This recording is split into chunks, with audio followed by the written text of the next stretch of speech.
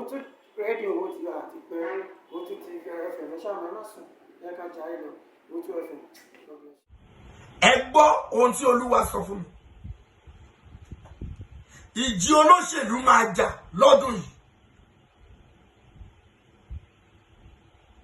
3 years ago, mo sọ fún yín pé Olúwa wípé nígbà tí Tinubu bá dé, ìyàn máa mú.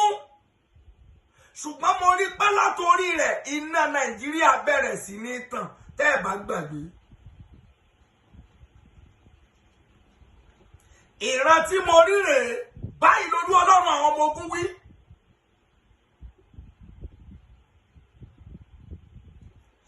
Ìkọlù ìṣubú alágbára yóò pọ̀ ní ọdún yìí sí next year April.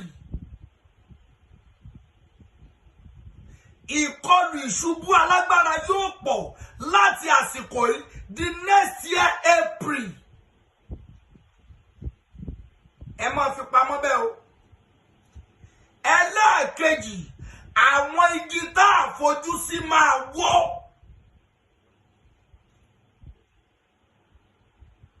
Ó di méjì.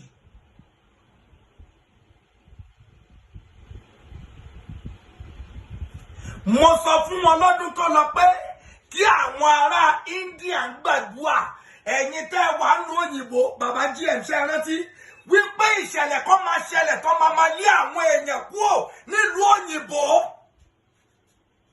Ní early last year lolúwa sọ bẹ́ẹ̀. Ó possible kó wà lórí post mi. Wípé wọ́n máa lé àwọn èèyàn kúrò nílùú òyìnbó kí àwọn èèyàn gbàdúrà dáadáa. Wọ́n ti ń lé wọn káàkiri gbogbo ìlú òyìnbó. Tó bá ti jẹ́ ohun Olúwa ní dandan ni kó wá sí ìmúṣẹ.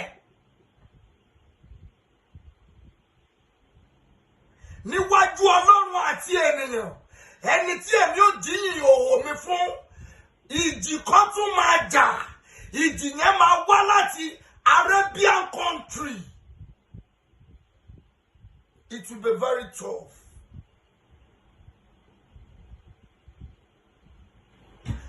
Ogun ìkọlù kọgbà kan máa tún ṣẹlẹ̀ láàrin ẹ̀sìn àti àwọn ẹlẹ́sìn. Anywhere from the world ló ti máa fix up, but ó máa wá láti sáìdì Niger mọ́ Chad. Ohun tó dùn Ọlọ́run àwọn ọmọ ogun wí nìyẹn.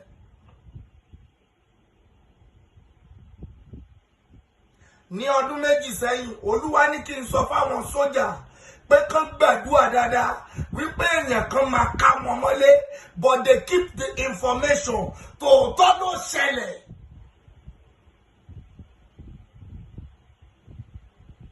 Olúwa ní kí n sọ fún wọn báyìí pé ìgbédìde ogun àti ìrọ́kẹ̀kẹ̀ ń bọ̀ nínú báràkì ní Àbújá ló ti máa wá. And if care is not taken, he will touch every barracks. Ẹni yẹn máa múra bí sójà. Á múra bí sójà. Sójà náà máa pè é. Ṣùgbọ́n ìjì ni ó fi jà wọ́n. Bẹ́ẹ̀ ló wọ́n Ọlọ́run àwọn ọmọ ogun wí.